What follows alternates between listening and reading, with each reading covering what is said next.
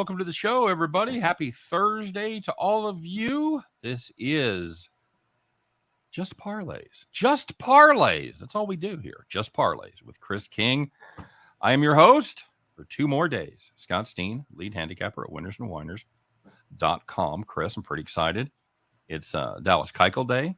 It's Johan Adon Day. Who else is out there? Somebody else is out there fadeable today. Who is it? Well, unfortunately, you got Keuchel, but you also got Austin Gomber on the other side of that one. That's right. It's like and it's Mike Minor Day in about 5 minutes. Mike Minor Day. That's right. It's also Mike Minor Day. Man, if you're not playing a money line parlay there, I don't know what to tell you. And you know, if you wanted to get really crazy, we were talking about that game yesterday. You got Bubic going in a couple minutes too against Verlander. We were talking about that line, how it might not. Where'd that end up, Chris? What's it at? DraftKings has it at minus 325, but it goes as high as minus 360 at Unibet. Boom. There you go. I said, what I say, 330, 340? Yeah. PointsBet has it at minus 355. BetMGM is minus 350. Caesars minus 357. I thought 350 was attainable, but that'd probably be the ceiling. So go beyond 350. Is it time to bet the boobs, buddy? Bet the boobs? I mean, you should always bet on boobs, but I don't know about boobitch. I got a boob itch. Usually it's when it's sweaty outside. Right there with your Harry Gant. Yeah, I got all kinds of issues, man. The run line still has the Astros. The best line you're going to find at minus 1.5 is minus 145. Yikes. Minus 2 is minus 117. You got to go to minus 2.5 just to get to plus 110. Goddamn, what is this? Like a 9-game series? It seems like the Royals have been playing the Astros for a week and a half, man. I guess it just seems that way because the Royals get ahead early in the games and then they have to sweat out and before they inevitably blow games. Or yesterday they managed to hang on. See, that's why I'd be tempted to play the Royals at plus 300 or so. In every game, they've showed the ability to get out in front. Best line you'll find on the Royals will be at WinBet at plus 290. Oh God, I can't think. What is the Astros at WinBet? At WinBet minus 333. Okay, so it's not as bad as I thought. All right. Yeah, some people are really bending you over the table. If you're saying plus 290 is the best, and everybody else has higher odds on the Astros, you're killing us, Whitey. Come on, what are we doing here? DraftKings has the Royals at plus 270. So does FanDuel, and DraftKings has them at 350, 270, 325, 270. And FanDuel has them 335, 270. BetRivers has 335, 280. Fuck you. Bet365 has 350, 275. No, not laying 80 cents worth of juice. Are you fucking kidding me? BetMGM has 350, 280. Caesars 357, 275. No, I am not. So your best bet is fucking finding another game. WinBet is 43 cents. Yeah, that's it. That's about where it should be. You're in the 300 range. You should be around 40 cents. Upper threes, 45, 50 if it's 380 or something like that. But a lot of ugly games line wise. 350 and 280. Fuck you. No, not happening. What's up, Ryan Page? You heading back to Philly tonight? Hoping for a bounce back from last night. Oh God, what a horrible game that would be to watch. A 1-0 Phillies loss. Jesus. No, yesterday was 3-2. Or 3-2, rather. Sorry, that's right. They didn't. Schwarber was 3 for 4, and the rest of the Phillies were 1 for 26. Should do a little better today. Yeah, speaking of, if I know we've talked about home run props and stuff before, but you could jump on the Schwarber train. He homered twice yesterday. He's got 5 homers this week. Getting plus money on it still? I think it's plus 210. Oh, sign me up. And I know that HR props, like you said before, sometimes you get numbers that aren't all that great, but plus 211. No, there you go. Yeah, from a mathematical standpoint, it doesn't really make sense. But you've got to add in other factors like who's the opposition, how are they hitting, they running hot, they running cold, getting a lot of home runs this week. Seems to check a lot of boxes there, brother. I don't mind that a bit against. Actually, at FanDuel it's plus 230. The guy whose name we accidentally figured out how to pronounce yesterday. 1 o'clock in the morning. Johannadone. We've been calling him Adon all this time. Not gonna be here very long. Love the show, but missing back to the window and those farm bets. I know, Brandon. I know, brother. Be patient. Be patient. All will become clearer. And again, we got football coming up, so you get to see me and Scott's Ugly Mug. And speaking of Scott's Ugly Mug, he's going to be joining the show tomorrow, Chris, for the finale, for the Steen era finale. I don't want to call it the finale of the show. I was in the habit of doing that last week when our show was put on hiatus. I will never say I'm Kim from TV. I'm never going to say we got canceled. We just got put on hiatus for the last 20 years. So and to tie together what's old is new again, Jim Williams will be stopping by as well. Oh man, it's all hands on deck. Yeah. Are you saying Jim is old? Well, I'm saying Jim was the host before you. That's right. That's right. So, tying it back together. Yep. It's like I'm telling you, I'm Sammy Hagar, dude. Like I said yesterday, at least you're not Gary Sharon. Nope. David Lee Roth is coming back. He'll be back tomorrow. So that'll be great. What else you got going on, buddy? How'd you do yesterday? I know you hit a couple from the show. Rough night for premiums, as it was for my premiums as well. Between the two of us, we went 0-5. Yeah, I hadn't had a premium losing day in like 3 weeks. I hadn't had one in a while either, but we talked about it here yesterday. Bieber got shafted by that error by Quan, kind of derailed Cleveland's momentum because they had tied it up in the top of the fifth, and then he threw it away, and then they went down the toilet.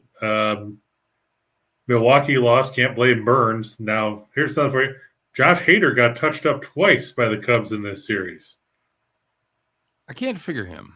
I can't figure him. Ever since I've been on the Josh Hader is the best reliever in baseball bandwagon. See, you fucked him over too. I really did. Hadn't given up a home run all year. He gives up 2 in the fucking ninth or a couple weeks ago. Yeah, they gave up the inside the Parker to Suzuki on Monday.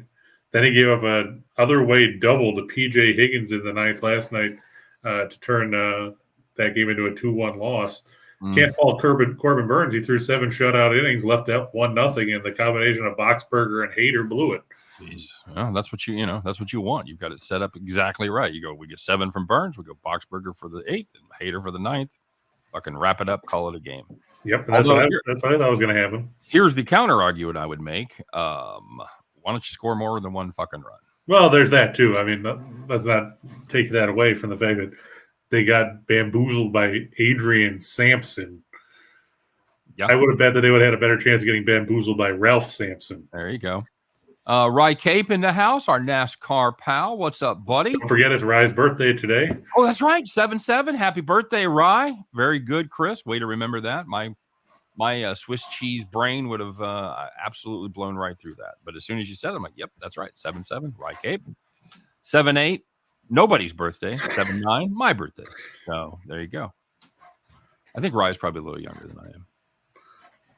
Probably. He's not really 2 days older. I think he's younger. So, and on the premium side, the thing that bit me too yesterday was I talked to you about it last night. Arizona would have capped off a 16 parlay, but of course, they were up 4-0. Then it was 4-2 when Kelly left.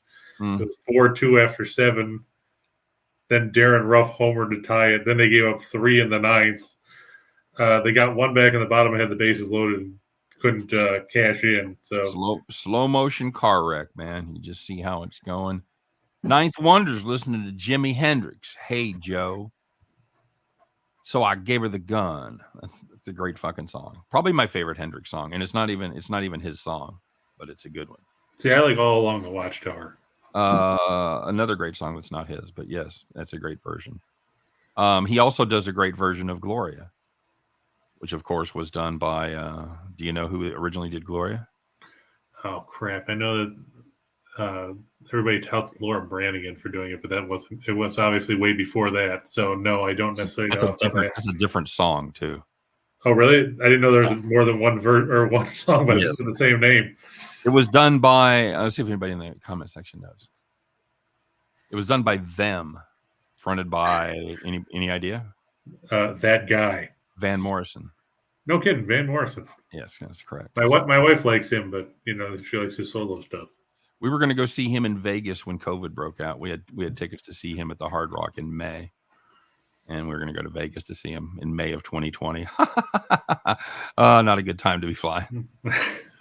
Crystal said she's taking the over on the Jays Mariners game, which I think just went up a little bit ago. It finally went up at 8.5. She's hoping the bats show up, and Toronto's pitching won't be good. They're apparently going to start Casey Lawrence because Gaussman is not going to pitch today.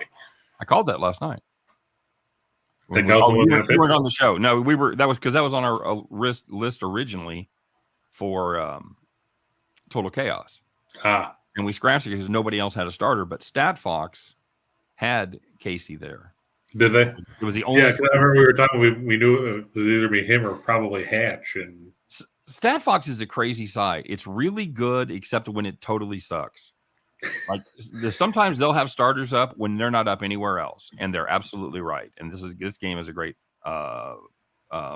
example of that. However, a lot of times they'll have starters up, not even close.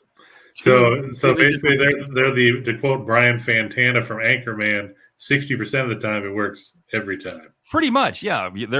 They're always going to be first, but they're not always going to be accurate. Who do they have listed for the second game of the Reds Pirates today? They got anybody up there? Because it was originally going to be Molly, and I went to write the game, and then I looked it up, and Molly went on the IL. So I was like, let's guess who's going to start.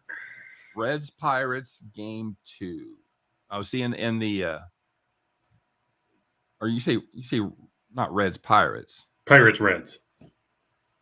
Pirates Reds. Why am I not finding? Because Contreras and Minor are going in game 1. Because they slipped Brubaker out.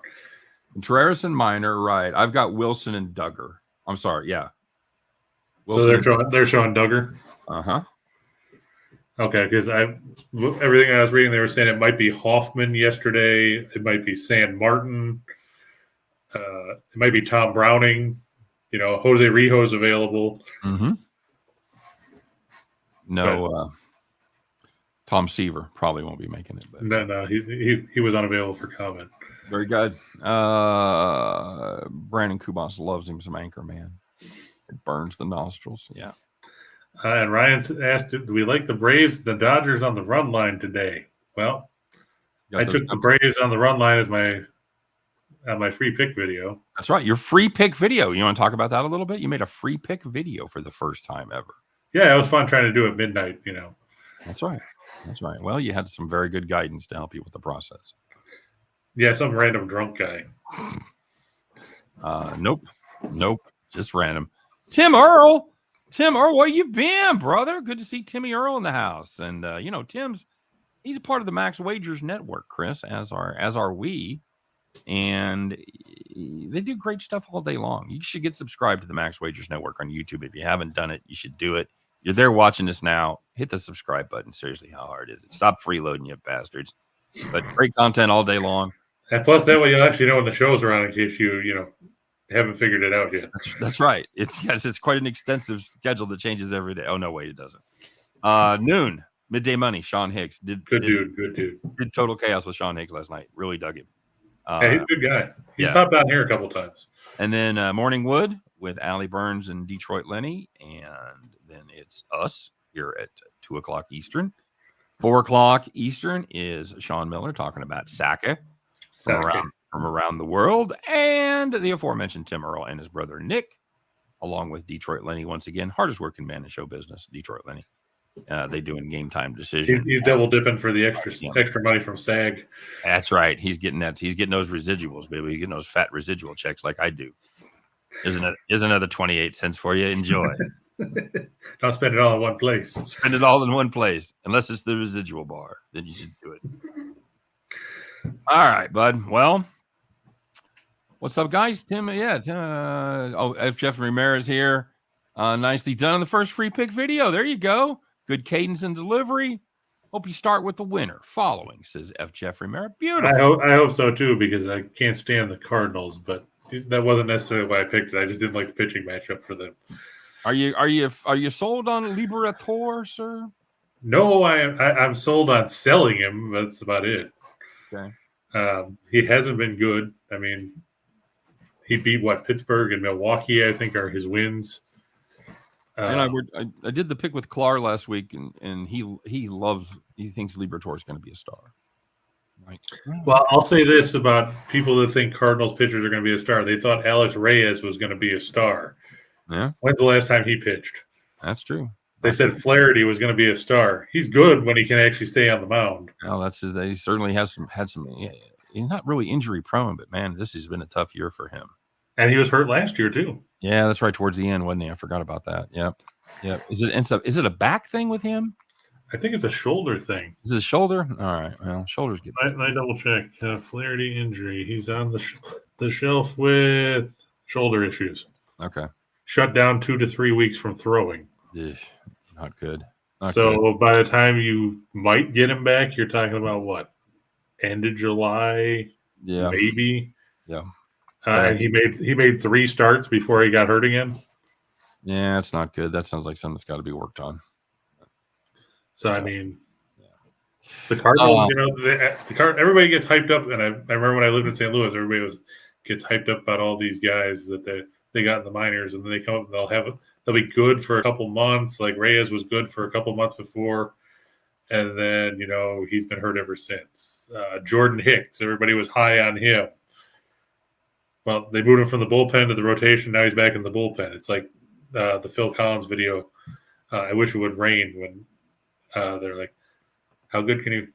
He used to be the drummer in a really good band before the singer left, and then he took over singing. And then he's like, how good can he be if he's back playing the drums? That's basically Jordan Hicks.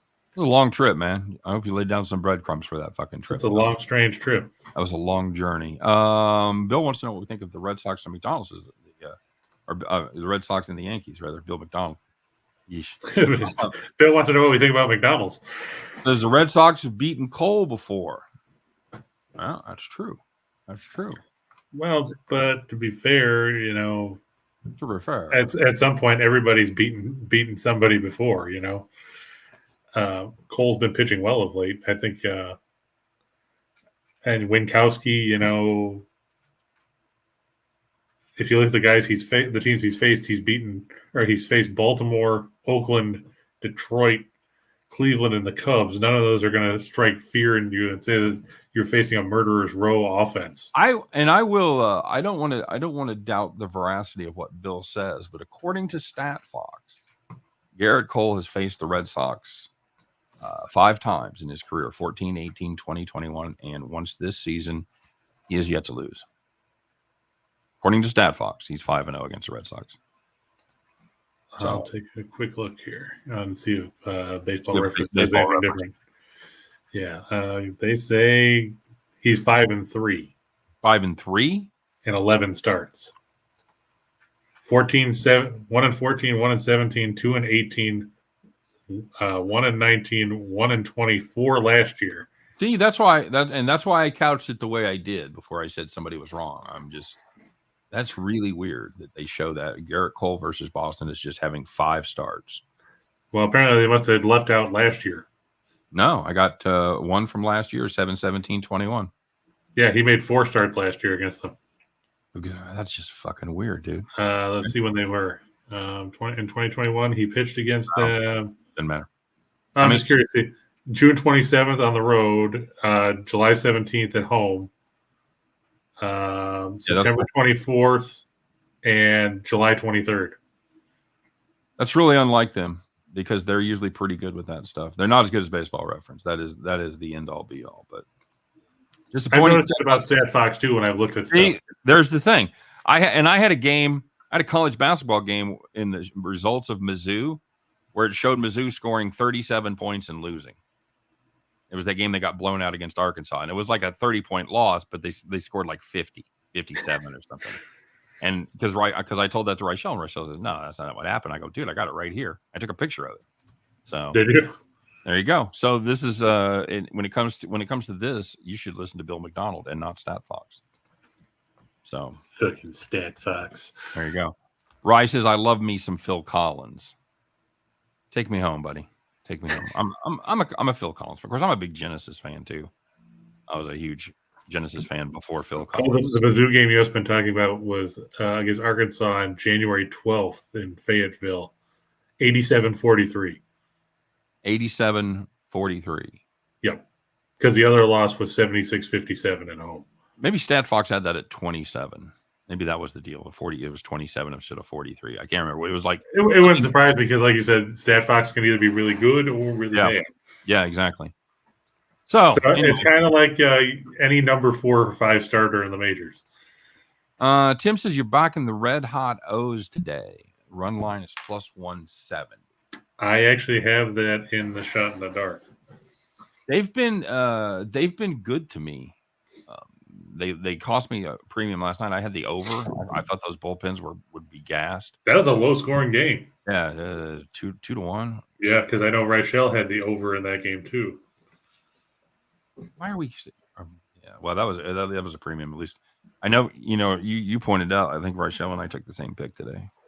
Well, on your video, yeah. You know, the last time we took the same pick.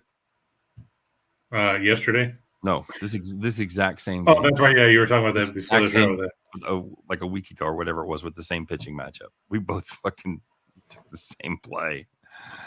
Tim said the O's are the second most profitable team in the majors behind the Yankees. I believe that. And that goes back to what I was saying about laying the run line with the Yankees too. Paying the price. Good to see the Yankees covered yesterday, on the run line. It was 16-0? Yeah. Yeah. They scored 11 in the last 2 innings. Okay, sure. Those pouring it on to make sure that, so they could punish Pittsburgh for, having the audacity to beat them the other day. Man.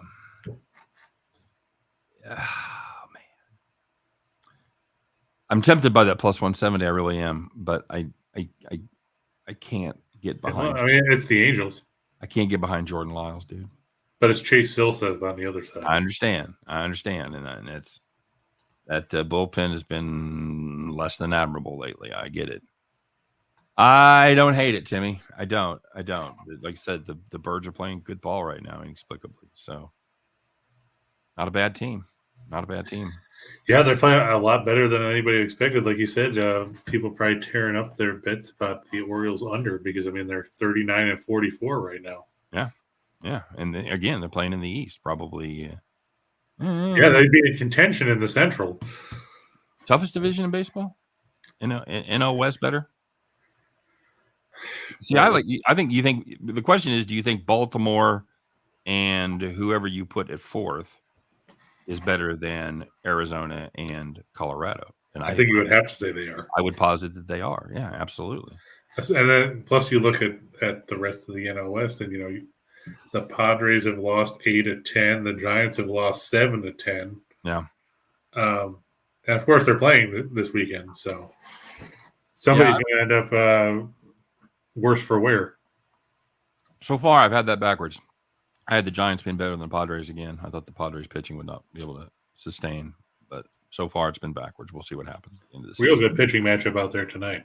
Logan Webb and Joe Musgrove. Mm-hmm. Yeah, absolutely is. I took the over in that game on Total Chaos, by the way. 6.5. Can't do it. The weird thing, I think the over under in Musgrove is like 7-7, and in Logan Webb it's 8-7. So, despite the fact that Musgrove throws nothing but darts, half his games still go over the total. So yeah, it's not like you can count on the Padres to put up a ton of runs half the time. Nope. So, but again, they go over the total. So yeah. All right, buddy. Let's do some baseball. Let's talk about some stuff. What you got? All right. Let's talk about sex, baby. Let's talk about. How about the Mariners in Toronto? Because we were just talking about it. Sure, let's do it.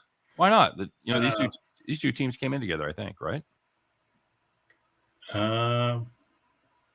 Well, the Seattle Pilots came in '69, so then they moved. So yeah, almost certain that's correct. What 77 or so? I don't know. No, it was before that because the Royals beat the Blue Jays in the playoffs in 80 or 85. Well, then if they came in '77, that would be. Yeah, but they weren't good. I don't think they were that good that quick. Could have been. They could have been. Yeah, could have been 77. Let me see if.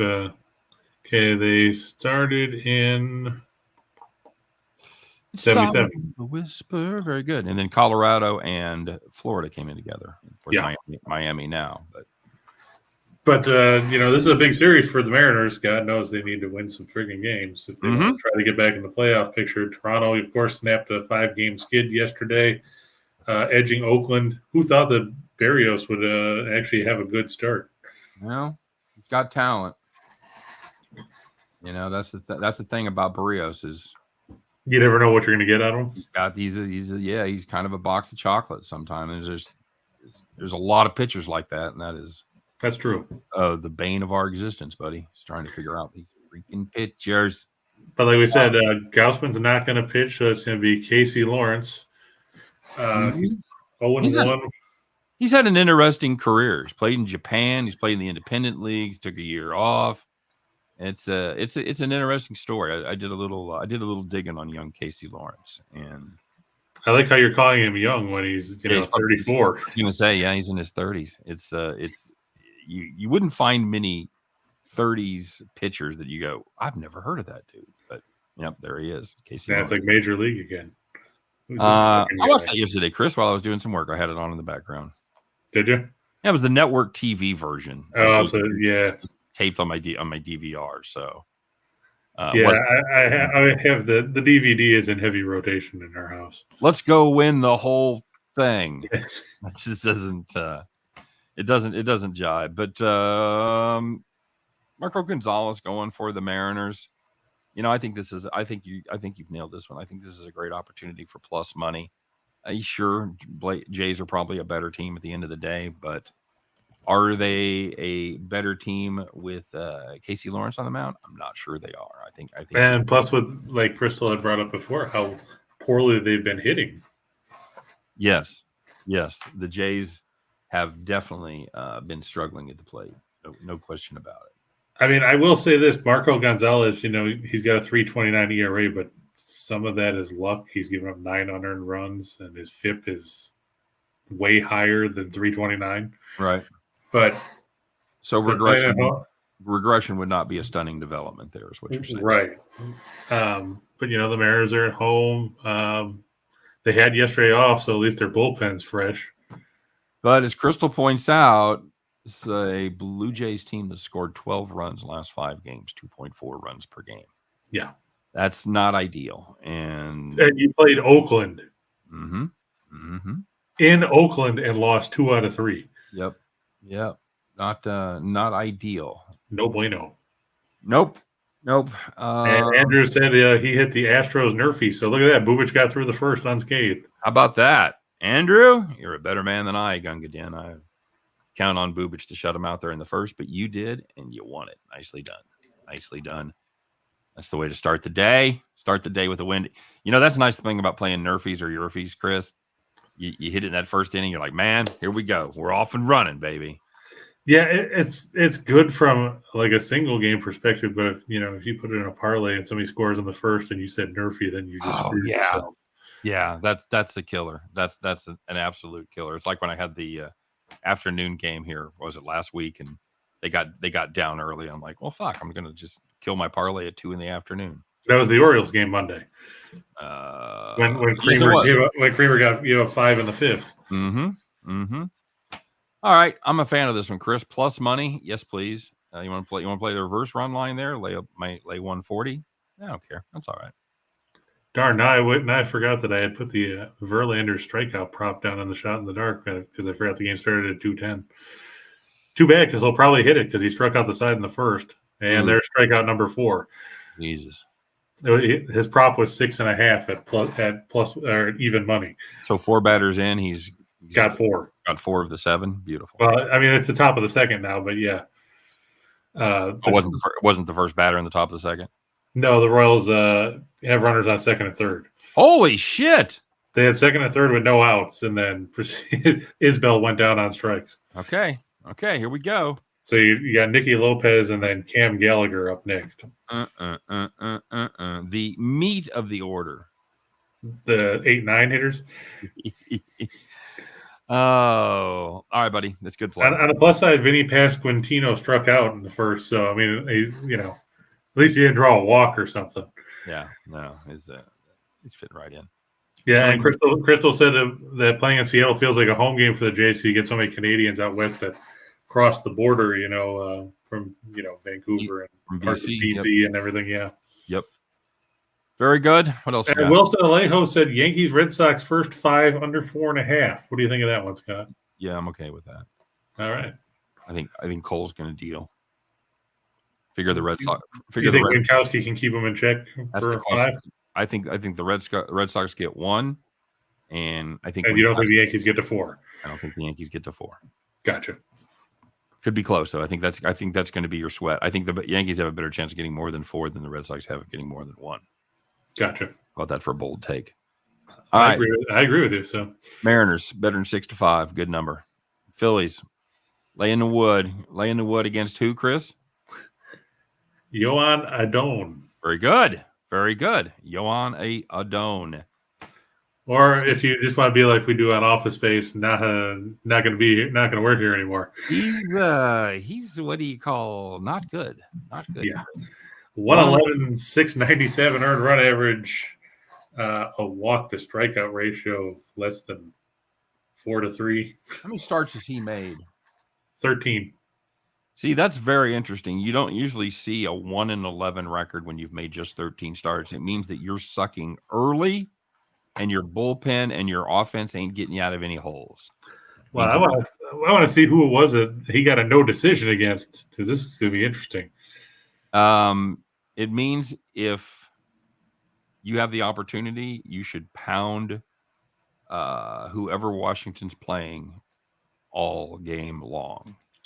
Okay, his no decision came against the Rockies in the second game of a doubleheader on May 28th.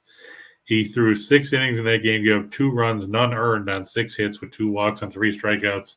In a game that they proceeded to lose 3-2 anyway. Yep. So and we were talking about this yesterday, Scott, because you did the math on it. The Nationals have been outscored by 54 runs. Yeah. Or no, 64 runs. You said 64 runs. Yep. In his 13 starts. Yep. It was like almost 5. It was 64 and 13. You're right. It was 1 short of being 5 runs per game. Yeah. And if you look, his one win was, you figure it out, a 1-0 win over the Diamondbacks. I know. He's got a couple of those weird little things that popped up and has had some bad luck. But for the most part, he's been awful. Yeah. A couple numbers that we can throw out that Scott and I were talking about last night. The Nationals have scored 1 run or less in 7 of Adon's 13 starts. They scored 4 runs once. Yep. Yeah, that's it. They don't score for him at all. At all, man. By comparison, Bailey Falter, the Phillies, have scored more runs in his 4 starts than Adon has gotten in his 13 for runs. That's my favorite stat of the week right there. Say that again. The Phillies have scored more in Bailey Falter's 4 starts than they have in Adon's 13. That's right. Jesus. Yeah, 22 runs for Adon, 23 in Falter's 4 starts. Beautiful. For the Phillies. In fairness, the Nationals don't score against anybody. 27th in the majors at 393. They're a little better on the road. Congratulations. Phillies, for all their faults, hitting ain't one of them. 3rd in the majors, 9th at home. And Nats, well, when you're a terrible team, you're going to see a lot of stats like this. 6 and 22. You're going to see a lot of numbers like that. You can find a lot of trends. It'll be 6 and 22, 5 and 19. The last 28 after allowing 2 runs or less in their previous game. What does that mean? Well, like you said, a lot of these times you see these teams playing the same team more than once. Okay. So, they shut them down there, and then they tend to, have a regression because we talked about how Washington's pitching is bad. Well, what do you think is worse, Washington's pitching or Washington's hitting? That's a great question. I have to be pitching. They don't have a lot of success against the Phillies. They've lost 13 of the last 16 matchups, even with yesterday's win. Saw that. And Rye said it's definitely hitting weather at Citizens Bank Park. I like to hear that, Rye. Now, Rye, let me ask you this. Are you going to jump on the Schwarber home run prop train? Like we said, he homered twice yesterday, got 5 homers this week. He's got 27 on the year to lead the National League. That's something that everybody knew with Schwarber is, he's not necessarily going to be great defensively, but he will beat the shit out of the ball. You know what you're going to get. Yep. It goes back. It's the can you now that they have the DH in the National League, it takes away the fact that you don't necessarily have to stick them out in the outfield all the time.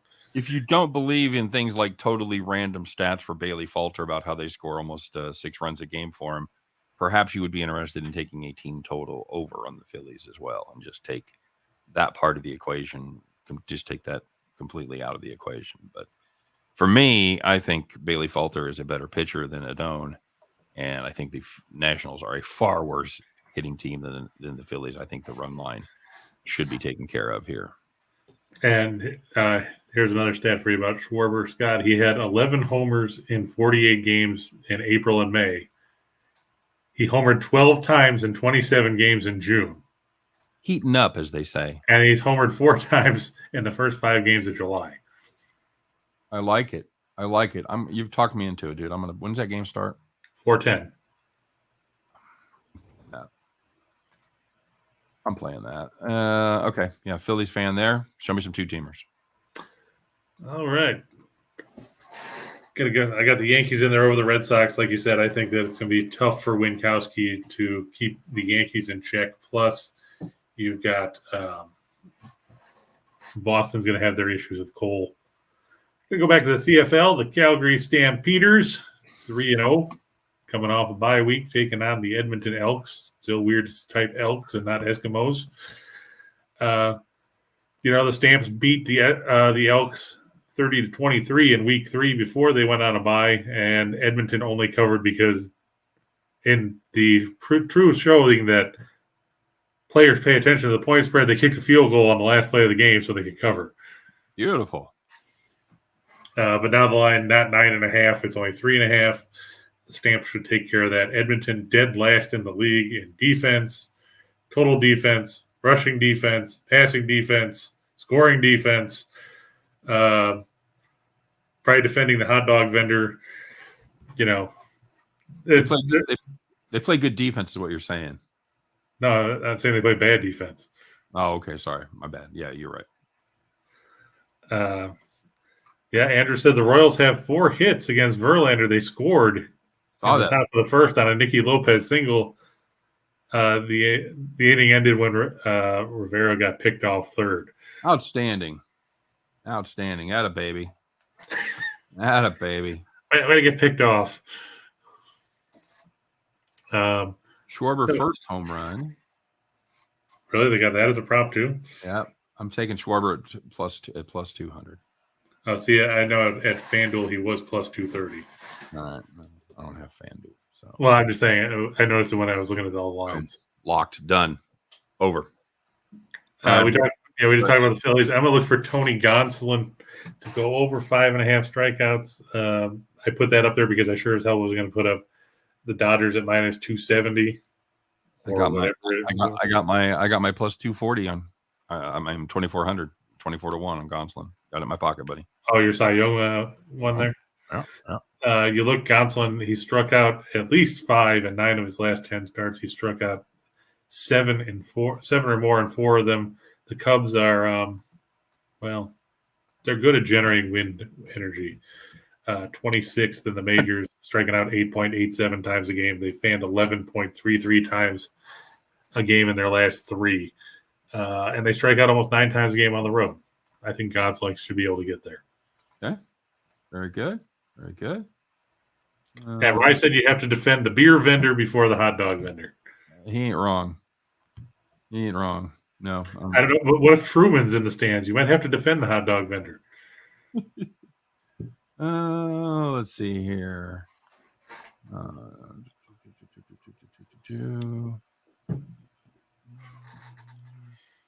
Yeah. Scott diligently trying to look something up. I am. I'm looking at Cy Young odds. Let's see what they're at now. Andrew said the Astros line or money line is down to minus 160 now after 2 innings. That's the other thing I was going to check here in a minute. I wanted to see what the odds were on that. I'm glad he said that. Would you jump on the Astros after 2 Rams? Minus 160? Minus 160, he said. Fuck yeah. Yeah. In fact, now that you say that, yeah, I'm going to jump on it right now. There you go. So see, that's why we have these people in the comment section to point out stuff that we might not necessarily see. Thanks, Rye. Yeah, absolutely. I was going to No, check. that was Andrew, not Rye. Rye just asked, would you live bet the Astros now? God damn it, I've got it minus 185. What book did you see it at minus 160, Andrew, so Scott can go find it before it goes back up? Hurry. Going. 185 doesn't scare me, but I want to see if I can beat it. He said just went to minus 175. Son of a bitch. Son of a bitch. But if you bet the 2-team or the Yankees and the Stamps on the money line, it'd be 148.63, about 3-2 on your money if you were to go with the run line, and the point given the points with the Stamps, 281.82 on 100 with the Phillies, and Gonsolin be 188.82 on a hundo if you were to take the Phillies with the run line, which pretty much everybody in the free world is advocating at this point. Except Rye, who will probably turn around and say, the Phillies play like shit on my birthday or something, Phillies 0-6, my last 7. All right, I have taken the Astros officially on the run line at plus 135. Not bad. I like it. All right. That would pay 288.39 on a hundo. Very good. All right, got a 4-teamer? Yeah, I'm going to go with Dylan Cease under 8.5 strikeouts. I had to waffle back and forth on how I thought this one was going to go, but I look and Cease, he'll strike a lot of guys out, but the Tigers are actually a middle of the pack team when it comes to strikeouts, which is weird because when you got a lineup with Torkelson and Javier Baez and Candelario and all those guys, you'd think they would strike out more. But they're 14th in the league in strikeouts. I know Cease can strike out guys. My concern is he walks guys and he runs up his pitch count pretty quickly. You look his last 7 starts, he hasn't thrown less than 101 pitches. He's only gotten past 5 frames in 3 of those. He's not terribly efficient. He's not awful, but he's not really super efficient, a guy that's going to consistently go into the 7th or the 8th. You got to say at this point, it looks like 6 is his ceiling. Yeah, and I'm concerned. Will he be in there long enough to get to 9 strikeouts? I mean, right, that's the thing. If you're going 6 innings, you're talking about striking out half the batters that make outs. Right. So, and I mean, he's hit 9 in 4 of his last 10 starts, but he's done it in just 2 of his last 8. Mm-hmm. His last start against the Giants, he only lasted 5 innings, threw 104 pitches. He gave up 1 run on 4 hits, walked 3, and struck out 4. Yep. So I mean, he's got a couple games where he had 8 in there, and then he's got 2 5s and a 4. So I don't know if he's going to get to 9. His 2 starts against the Tigers, he got to 8. Yep. But I don't know if he's going to get to 9 because, like you said, he throws a lot of pitches. So there's that going on. Rye said the Phillies better win on his birthday. Fair enough. Rye, you got big plans? You're going out and partying? You're going to paint the town Philly red? Maybe he'll paint it powder blue. Paint his wife white. Colorado Rockies, Arizona Diamondbacks, over 9.5. 9.5. Where the fuck did you find that? Why would you find it at? At 9.5 at plus 100. Is that what it is? That's what I found this afternoon. Oh. So why would you find it at? It's floating around at 10 last night. Oh yeah. See, there's a couple of books that now they're all 9.5. WinBet has it over 9.5 at plus 100. Beautiful. I will sign up for even money at 9.5. Yes, sir. There are a couple of books that had it at 9 over 9, but it was at minus 120, so that probably got juiced back up to 9.5. Don't really care about 9 or 9.5. Now, if it was 8.5, right? 8 versus 8.5, yeah, I'd take that.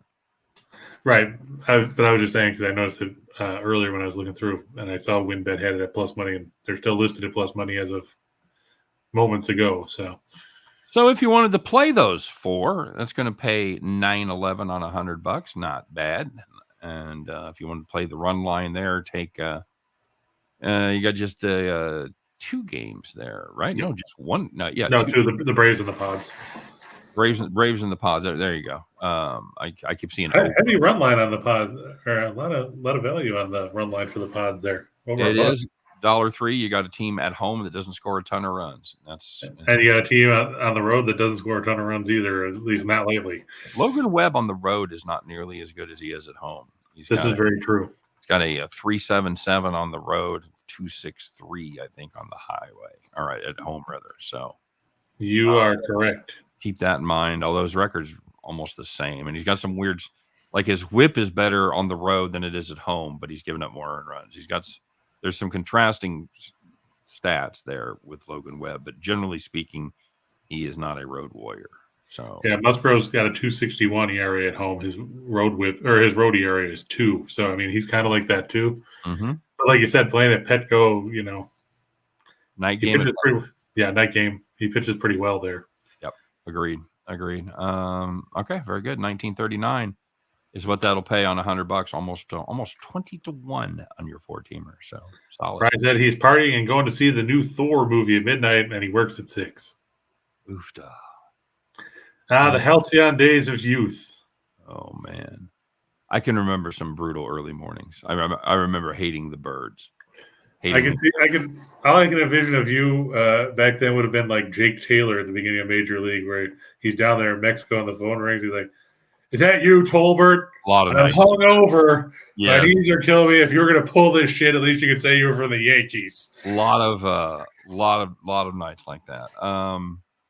Where did I see? I just saw a movie or a show where they like opened up the closet door and they fell out of the closet. They were asleep in the closet. Yeah. Now I have a friend of mine who peed in the closet in his bedroom. He got it. He got it in the middle of the night. Was so drunk. I've never done that. I peed in a club one time. That was because I was mad at him. But other than that, what they wouldn't comp your drinks? No, they had no crowd control. They were awful people. It was gladiator school. And where was this? Fayetteville, Arkansas. You expected them to have crowd control? I expected all fucking clubs. It's Arkansas. It was a club. It wasn't a bar. It was a fucking club. There's no excuse for a club not to have crowd control. Nah, true enough. Sorry. That's my old comedian rant for the day. You're welcome. Brought to you by Miller Lite. So yeah, I just found myself in the lobby. Everybody else, and it was the same place where we played a game at the end where they had a number on all the bottles, like 100 bottles of liquor or whatever. They had a corresponding number on a piece of paper. They put them in a fishbowl and you draw out 3, and that's what your drink was. Ooh, that could have sucked. Oh God, I don't even remember what some of my fucking choices were. Here you go. Here's Rumpelman's, Peach Schnapps, and Everclear. I worked a club in Pittsburgh, Kansas, where the entire point of the show was for the owner to see how drunk he could get the comedians while they were on stage. And they sent me something called Diane's Flaming Asshole, which was a third Worcestershire, a third Tabasco, and a third grain alcohol. And when somebody would send me a shot, the only question I asked in those days was, does it have tequila in it? Because I can't drink tequila. But other than that, I would take a shot of whatever it was. And I took that shot, dude, and I had to stop on stage for almost a full minute to keep myself from hurling on the front row. And it was an absolute exercise in will. You could have been the new version of Gallagher, just instead of smashing a watermelon. Yeah, you should have brought your fucking ponchos in the front row, kids. So as soon as the show was over, I ran outside right by the front door and just let it fucking go. People are coming out going, great show. And I'm going, thanks very much. Appreciate it. How far did it go? How far did the projectile? Yeah. Is that what you're talking about? No, I don't, no, nothing.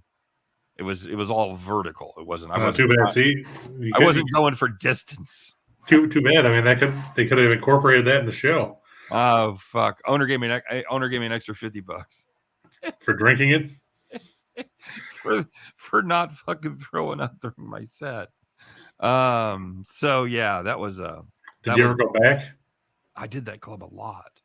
Did they give you the same thing every time? No, I only took that shot one time. I would Gotcha. They were big. It was 50-cent kamikaze night. So I fucking had a lot of kamikazes. They sent a lot of, because people would send them out of the crowd at 50 cents. They're like, fuck They you. probably wanted to see you get hammered too. There's one for the fat man, sure. And then we'd all do shots together, and it's good times. So that's why, and it's one of the reasons I don't drink anymore. Although I told you I had drank for the first time in 2 years on my anniversary. I had wine. Yeah, you did say that. A white Burgundy, which, speaking of Anchorman, I didn't even know not a Ron Burgundy. I didn't even know that was a thing, but apparently it's white grapes grown in the Burgundy region. Who knew? So I did not. Anyway, fuck it. Enough about me. Let's talk about a fucking shot in the dark, buddy. All right, like I said, ignore the fact that they had Verlander on there because I forgot the game started at 2:10. I thought it was 3:10. I don't know. Oh, heartbreaker too, because that's a good number right there, I think, buddy. I think you're going to do all right on that. I hope so. Mookie Betts in there over 1.5 total bases. Come on, it's Mark Leiter Jr. I don't think he's going to pull an Adrian Sampson tonight. I don't even know why Leiter Jr. is starting. It just shows how the Cubs have no pitching right now. Yep. I mean, this was supposed to be, I think, Alec Mills' spot, and of course, he's hurt too. So hey, why not? Yeah, here's the deal with Leiter, and I will defend him a little bit. I had to do this game for chaos. He's got awful numbers. He's got an ERA of like 8.6 as a starter. He's got a 5.5 ERA, whatever it is. However, he started the season. He made 3 straight starts to start the season. First start of the year, he gives up 7 earned in 3 1/3. Since then, all of his appearances, his relief, and his starts put together, 3.08 ERA, 107 WHIP. So he has been serviceable, and he came in from Mills after Mills got hurt. Mills had thrown 7 pitches. He came in, went 5 1/3, gave up 1 earned, 3 hits, and just 1 walk against Boston. So he's not without some talent. He has put up decent numbers since that first disastrous start. Yeah, but my big concern is the fact that, you look at some of the teams he's faced, he faced the Pirates, he left after 2 innings in that third start against the Braves. And you're in the Central. You're going to face some shitty teams. I know he's faced Pittsburgh 3 times. Okay. And the Cardinals twice. Okay. I'm just looking at Milwaukee. He pitched. Even your good teams, I will be the first to admit, even your good teams in the NL Central are offensively challenged. Yeah. So I'm looking at, like I said, he's faced Pittsburgh 3 times. He's faced Milwaukee twice, the Cardinals twice, the Reds once. Yeah. He had that horrible start at Coors Field, like you said. And he's faced Atlanta, where he went 2 innings, and he faced Boston. I think we can say none of those lineups are like the Dodgers.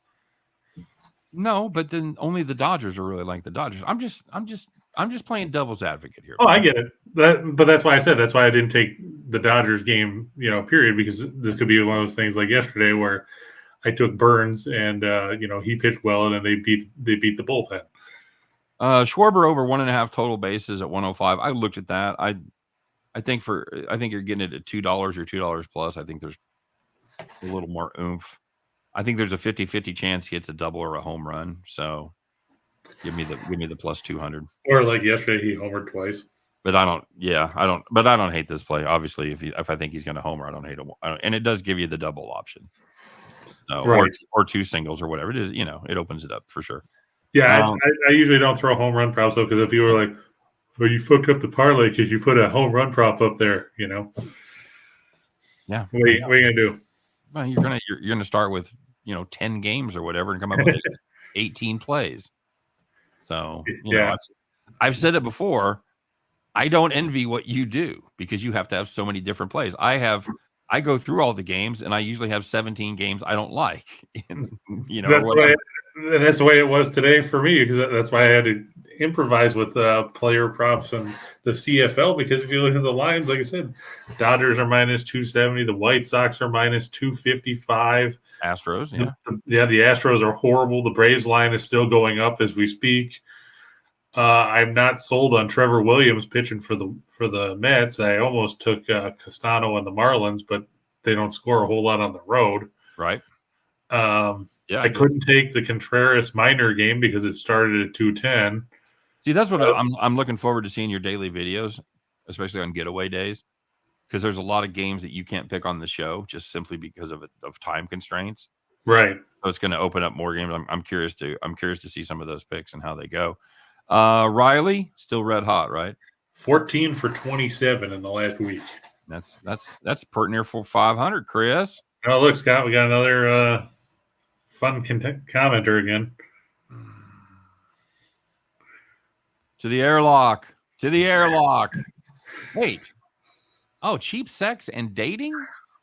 Oh. No, cheap sex dating. There's no and. Oh, you're right. I don't even think those people are interested in sports betting. Rye said he's going to take Rafael Devers and Jock Peterson on home run props. Okay. Verlander just got out of a second and third jam. There you go. With Devers, you got to make sure he's going to play. Devers. Sorry. Of course I haven't. I know. I'm going to take Ohtani over 1.5 total bases. I think, like you said, Jordan Lyles is pitching. Ohtani should be able to do something against him or the bullpen. Plus money, buddy. Plus money. Plus money on Gleyber Torres as well. He's been on a roll of late. Like I said, talk about Verlander. I'm going to take I really like that Verlander play. I think you should make that. Well, there you go. Scott said you should make it. Give me over 6.5 strikeouts and start me with 4 in the first 2 innings. I'll take it every time. And it's the Royals. You know they're not going to throw many pitches. That fucking team does not work counts. So many times you'll see a pitcher out there. I'll turn on the game, 6th inning. He's getting ready to throw his 71st pitch. He threw 50 in the first 3. Now, see, even that, and he's struggling. He's struggling. Yeah, he's giving up 4 hits and a walk. That's exactly and an error. That's exactly what the Royals do right there. They're giving up errors. They're walking. They're getting hits. They still only make them throw 16 plus pitches an inning. That's just phenomenal. Buick just walked Martin Maldonado on 4 pitches. The Boobs. Let's go, Boobs. Orioles, sure, over the Angels. Yeah, I don't like the Orioles. Oh, and Rye said cheap sex dating looks tempting too. It's your birthday, buddy. It's your birthday. It's your birthday. Wow. Go crazy, folks. Go crazy. I don't even think that's legit. I don't know if I trust that site. Diamondbacks. Oh, for fuck's sake. Backing Dallas Keuchel. Oh, my God. Okay. I did this because I wanted to make sure Rye got to mention Rachel Gomber about 35 times. Oh, it's his birthday. I figure he's probably half hammered already, and then he can just talk about Rachel Gomber for the rest of the afternoon. Fair enough. All right. Bailey Falter over 3.5 strikeouts. Sure. Stampeders over 26.5. They scored at least 30 in all 3 games this season. I like it. You want to play those 10? Well, you can't do it. Just fuck off. You want to play those 9? Nope. Sorry, can't do it. You want to play those 8? I'm not taking Arizona. You're fucking high. I don't know what it pays, Chris. It pays a lot. Pays a lot. I don't know. Somewhere around. It'll be somewhere around $90,000 on $100 if you hit those 9, and probably somewhere double that. Probably somewhere in the neighborhood of 180 or so. Yeah. Again, just a hunch. So, all right. Any parting shots? Let's see. I feel bad that we couldn't talk about the Mike Minor game because, of course, that game, of course, is 0-0 after 3 innings. Because everybody expected that Mike Minor would give up no hits in the first 3 innings, right? Yep. Just like everybody expected. It's a pitcher's duel. I actually checked that he's now gone through 4 innings and given up no hits. Oh, fuck a duck. All right. There you go. What the hell is this crap? He's only thrown 49 pitches in 4 innings. I've seen him throw, 1 inning where he threw almost as many pitches. 50 in the first inning. Yeah, absolutely. That appears to be a minor discrepancy right there. All right, kids. Wait a minute. Thank you. Hey, you found the right button. I did find the right button on the first try. All right, guys. Thanks. Oh, there you go. Ryan said he clocks out in 30 minutes. He'll be hammered by dinner. At least he's got a plan. Let's see his clock. He's watching this at work. Very good. Very good. That is fantastic. Michael Dost used to do that, but we haven't seen him lately. No, I haven't seen Michael in a while. All right. Hey, you guys have a great day. Have a great Thursday. Thanks for watching us.